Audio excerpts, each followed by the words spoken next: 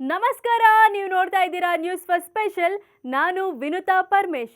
Live in relationship ಈ ಪದ, ಈ ಸಂಬಂಧ ಇತ್ತೀಚೆಗೆ ಹೆಚ್ಚು ಟ್ರೆಂಡಿಂಗ್ನಲ್ಲಿದೆ. ಮದುವೆ ಆಗಬೇಕು ಅಂತ ಇಲ್ಲ, ತಾಳಿ ಕಟ್ಟಿ ಸಪ್ತಪದಿ ತುಳಿಬೇಕು ಅಂತ ಇಲ್ಲ, ಎರಡು ಫ್ಯಾಮಿಲಿ ಕೂತು ಮಾತಾಡಿ ಒಪ್ಕೋಬೇಕು ಅಂತಾನೂ ಇಲ್ಲ. ಹುಡುಗ ಹುಡುಗಿ ಪರಸ್ಪರ ಇಷ್ಟಪಟ್ಟಿದ್ರೆ ಸಾಕು. ಮದುವೆಯಾಗದಿದ್ರು, ಮ್ಯಾರೇಜ್ ರಿಜಿಸ್ಟ್ರೇಷನ್ ಆಗದಿದ್ರು ಒಟ್ಟಿಗೆ ಇರೋದು, ಒಟ್ಟಿಗೆ ಜೀವನ ನಡೆಸೋದೇ ಲಿವ್ ಇನ್ ರಿಲೇಶನ್ಶಿಪ್. ಆದರೆ ಇನ್ಮುಂದೆ ಇಷ್ಟ ಬಂದಂಗೆಲ್ಲ ಇರೋ ಹಂಗಿಲ್ಲ. ಲಿವ್ ಇನ್ ರಿಲೇಶನ್ಶಿಪ್ನಲ್ಲಿ ಇರಬೇಕಂದ್ರೆ ರಿಜಿಸ್ಟ್ರೇಷನ್ ಮಾಡಿಸ್ಬೇಕು. ಒಂದು ವೇಳೆ ರಿಜಿಸ್ಟ್ರೇಷನ್ ಮಾಡಿಸದೇ ಇದ್ರೆ ಶಿಕ್ಷೆ ಫಿಕ್ಸ್. ನೀವು ಲಿವ್ ಇನ್ ರಿಲೇಶನ್ಶಿಪ್ನಲ್ಲಿದ್ದೀರಾ, ಮದುವೆ ಸವಾಸವೇ ಬೇಡ ಅಂತ ಸಂಗಾತಿ ಜೊತೆ ಕೂಡಿ ಬಾಳ್ತಿದ್ದೀರಾ.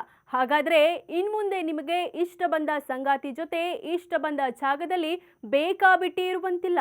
ಕಡ್ಡಾಯವಾಗಿ ನೀವು ಹಾಗೂ ನಿಮ್ಮ ಜೊತೆಗಾರನ ಹೆಸರು ಹಾಗೂ ಮಾಹಿತಿಯನ್ನ ಜಿಲ್ಲಾಧಿಕಾರಿಗಳಲ್ಲಿ ನೋಂದಾಯಿಸಿಕೊಳ್ಳಬೇಕು. ಒಂದು ವೇಳೆ 21 ವರ್ಷಕ್ಕಿಂತ ಕಡಿಮೆ ವಯಸ್ಸಿನವರಾಗಿದ್ರೆ ಅದಕ್ಕೆ ಪೋಷಕರ ಅನುಮತಿಯೂ ಕಡ್ಡಾಯ. ಇದು ಉತ್ತರಾಖಂಡ ಸರ್ಕಾರ ಮಂಡಿಸಿರುವ ಯುಸಿಸಿ ಅಂದ್ರೆ ಏಕರೂಪ ನಾಗರಿಕ ಸಂಹಿತೆಯಲ್ಲಿನ ಮಹತ್ವದ ಅಂಶ. ಉತ್ತರಾಖಂಡ ವಿಧಾನಸಭೆಯಲ್ಲಿ ಏಕರೂಪ ನಾಗರಿಕ ಸಂಹಿತೆ ಮಸೂದೆ ಮಂಡನೆಯಾಗಿದೆ. ಈ ಮಸೂದೆಯ ಅನ್ವಯ ಲಿವ್ ಇನ್ ರಿಲೇಶನ್ಶಿಪ್ ರಿಜಿಸ್ಟ್ರೇಷನ್ ಕಡ್ಡಾಯ. ಈ ಲಿವ್ ಇನ್ ರಿಲೇಶನ್ಶಿಪ್ ಸಂಬಂಧದಿಂದ ಜನಿಸಿದ ಮಕ್ಕಳಿಗೆ ಕಾನೂನು ಮಾನ್ಯತೆಯೂ ಸಿಗಲಿದೆ. ಒಂದು ವೇಳೆ ನೋಂದಣಿ ಮಾಡಿಕೊಳ್ಳದಿದ್ರೆ ಅದು ಕಾನೂನಿನ ಪ್ರಕಾರ ತಪ್ಪು, ಶಿಕ್ಷಾರ್ಹ ಅಪರಾಧ. ನಿಯಮ ಉಲ್ಲಂಘಿಸಿದ್ರೆ 6 ತಿಂಗಳವರೆಗೆ ಜೈಲು ಶಿಕ್ಷೆ ಅಥವಾ 25,000 ರೂಪಾಯಿ ದಂಡ ವಿಧಿಸಬಹುದು, ಅಥವಾ ಜೈಲು ಹಾಗೂ ದಂಡ ಎರಡನ್ನೂ ವಿಧಿಸಬಹುದು. ಒಂದು ವೇಳೆ ಲಿವ್ ಇನ್ ರಿಲೇಶನ್ಶಿಪ್ ಈಗಿರುವ ಕಾನೂನಿಗೆ ವಿರುದ್ಧವಾಗಿದ್ರೆ ಅದಕ್ಕೂ ರಿಜಿಸ್ಟ್ರೇಷನ್ ಮಾಡ್ಕೊಳ್ಳಲ್ಲ.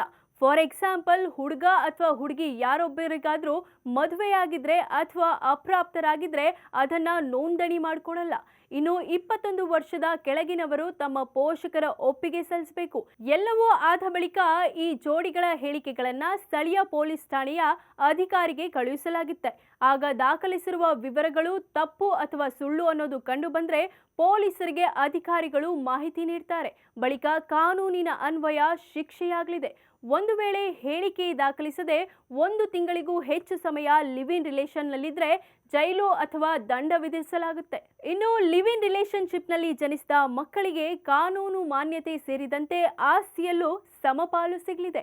ಲಿವ್ ಇನ್ ಸಂಗಾತಿ ತೋರದಲ್ಲಿ ಜೀವನಾಂಶ ಕೂಡ ಪಡೆಯಬಹುದು.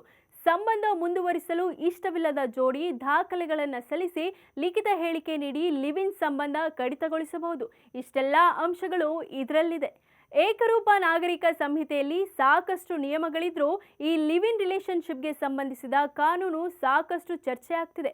ನಿಮಗೆ ನೆನಪಿರಬಹುದು, ಕಳೆದ ವರ್ಷ ದೆಹಲಿಯಲ್ಲಿ ಒಂದು ಕ್ರೂರ ಹತ್ಯೆ ನಡೆದಿತ್ತು. ಅಫ್ತಾಬ್ ಎಂಬಾತ ತನ್ನ ಲಿವ್ ಇನ್ ರಿಲೇಶನ್ಶಿಪ್ ಸಂಗಾತಿ ಶ್ರದ್ಧಾ ಎಂಬಾಕೆಯನ್ನ ಭೀಕರವಾಗಿ ಕೊಂದಿದ್ದ. ತುಂಡು ತುಂಡಾಗಿ ಕತ್ತರಿಸಿ ಫ್ರಿಡ್ಜ್ನಲ್ಲಿಟ್ಟು ಪಾಪಕೃತ್ಯವೆಸಗಿದ್ದ. ಈ ಕೇಸ್ ಬೆನ್ನಲ್ಲೇ ಲಿವ್ ಇನ್ ರಿಲೇಶನ್ಶಿಪ್ನಲ್ಲಿ ಸೇಫ್ಟಿ ಬಗ್ಗೆ ದೊಡ್ಡ ಚರ್ಚೆ ಶುರುವಾಗಿತ್ತು. ಇದೀಗ ಯುಸಿಸಿ ಅಂದ್ರೆ ಏಕರೂಪ ನಾಗರಿಕ ಸಂಹಿತೆಯ ಮೂಲಕ ಇಂತಹ ಅಪರಾಧ ಕೃತ್ಯಗಳಿಗೆ ಕಡಿವಾಣ ಹಾಕಬಹುದು ಅಂತ ಹೇಳಲಾಗ್ತಿದೆ. ಇದೇ ಕಾರಣಕ್ಕೆ ಈ ಹೊಸ ಕಾನೂನು ಇಷ್ಟೊಂದು ದೊಡ್ಡ ಮಟ್ಟದಲ್ಲಿ ಚರ್ಚೆ ಆಗ್ತಿರೋದು. ಕ್ಷಣ ಕ್ಷಣದ ಮಾಹಿತಿಗಾಗಿ ನೋಡ್ತಾ ಇರಿ ನ್ಯೂಸ್ ಫಸ್ಟ್, ನಿರ್ಭೀತಿಯಿಂದ ನಿಮ್ಮ ಪರವಾಗಿ.